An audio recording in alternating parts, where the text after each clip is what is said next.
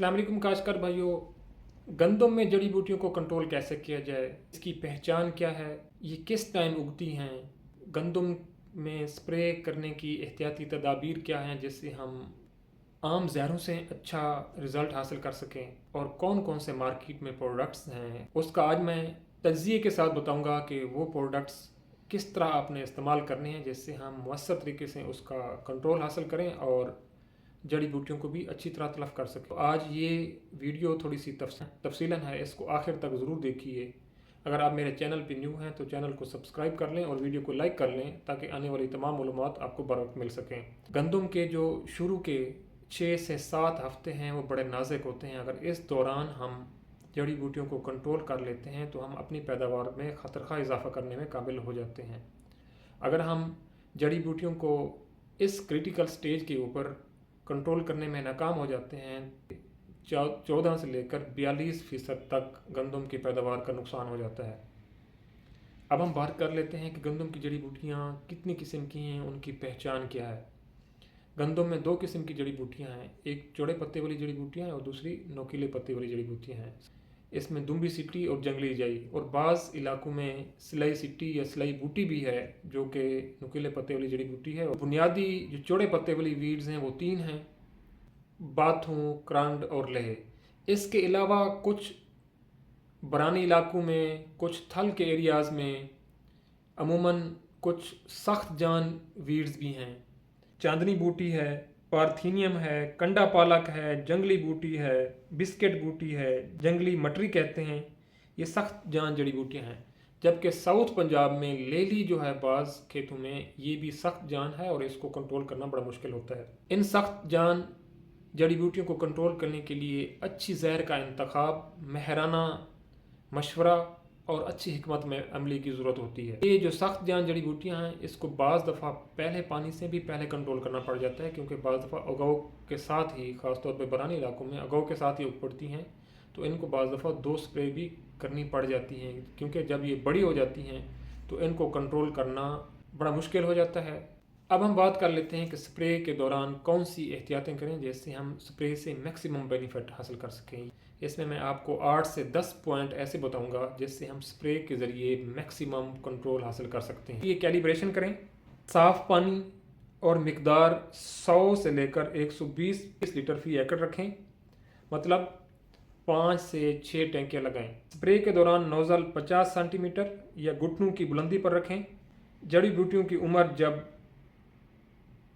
3 से 4 पत्तों की स्टेज पर हो तो कंट्रोल कर ली जाए, और ख़ास तौर पर दुम्बी सिट्टी जब ज़मीन से अच्छी तरह निकल आए फिर केमिकल या वीडिसाइड का स्प्रे करें। दोहरी स्प्रे ना करें, ख़ास तौर पर सख्त स्प्रे जैसा कि प्लास है, अटलांटा सुपर है, बक्ट्रल सुपर है, वरना फसल स्ट्रेस में चली जाती है। धूप में स्प्रे करें।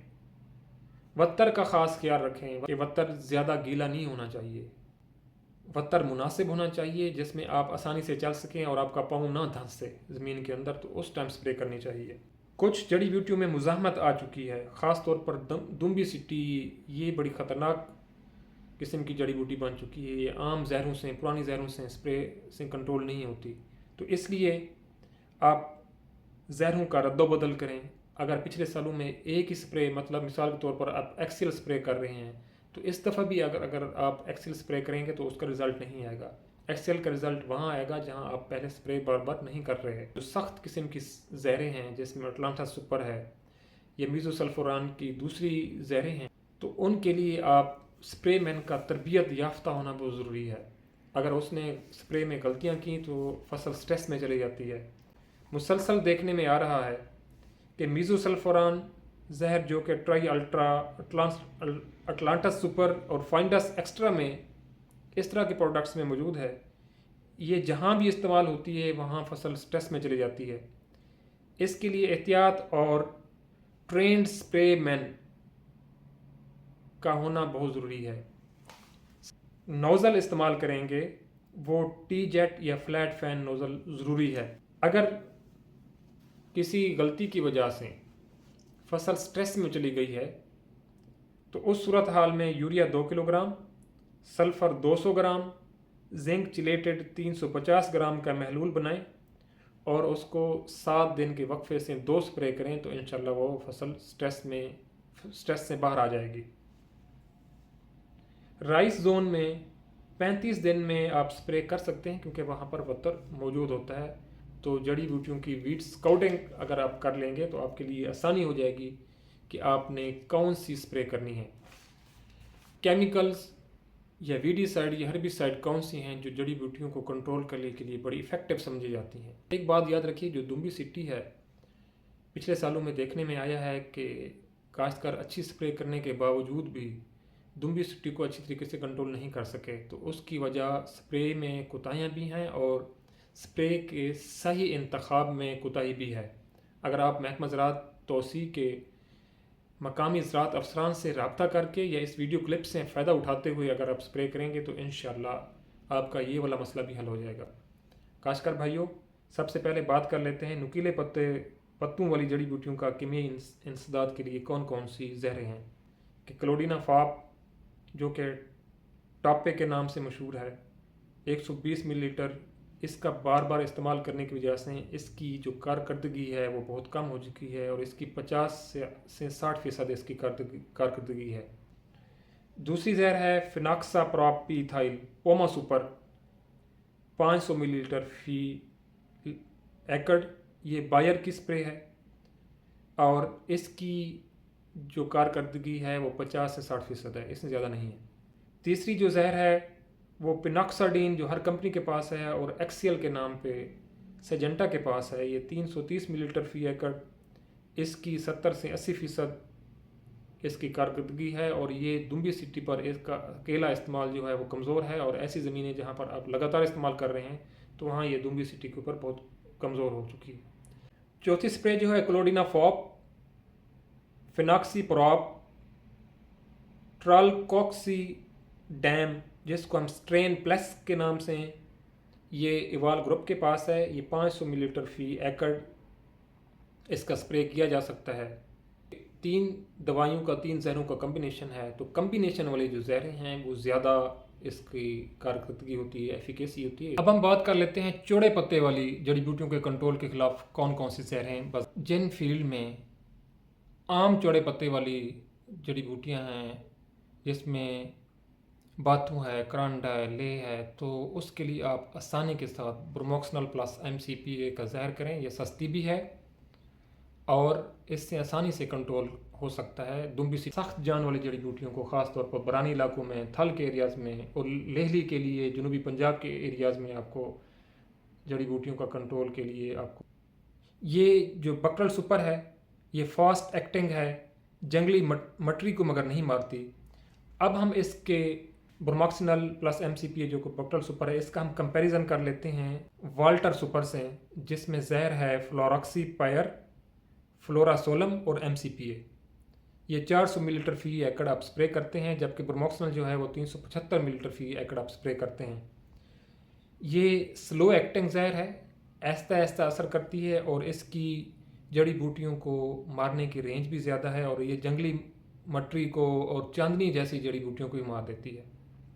جو تیسری قسم کی زہر ہے وہ ہے کلور پیرلڈ اور فلوراکسی پیر پلس MCPA جو کہ اوال گروپ کے پاس براڈ ایکس کے نام پہ ہے۔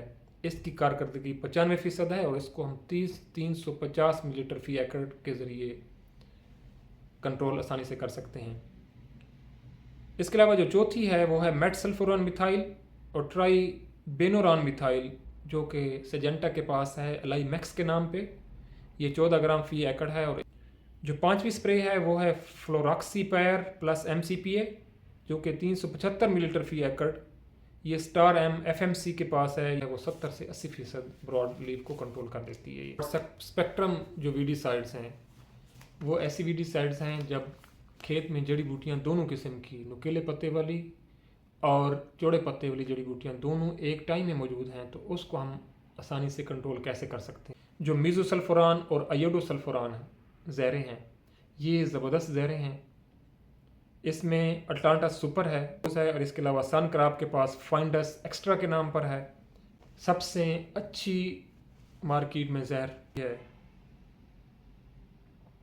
یہ دمبی سٹی کے لیے تو زبردست ہے، مگر لیہلی پر کمزور ہے، اور اس کی خاص احتیاط یہ ہے کہ اس کو بھاری زمینوں میں اور خاص طور پر رائس زون کی زمینیں ہیں جہاں پر موئسچر کا کوئی ایشو نہیں ہوتا، پکے واٹ کی زمینیں ہیں، اس کو استعمال کرنی چاہیے۔ اس طرح کی جو اچھی کمپنی والی زہریں ہیں، سخت زہریں ہیں، اس سے آپ اچھا فائدہ اٹھا سکتے ہیں اس وقت جب آپ کے پاس سپرے مین، سپرے کرنے والا بندہ جو ہے وہ ٹرین ہو۔ اس سے موازنہ کر دیتے ہیں mesosulfuron methyl florasulam plus M C P A, جس کو ہم ٹرائی الٹرا کے نام سے یاد رکھتے ہیں، اور یہ سوات ایگرو اور سیبان کمپنی کے پاس یہ زہریں ہیں۔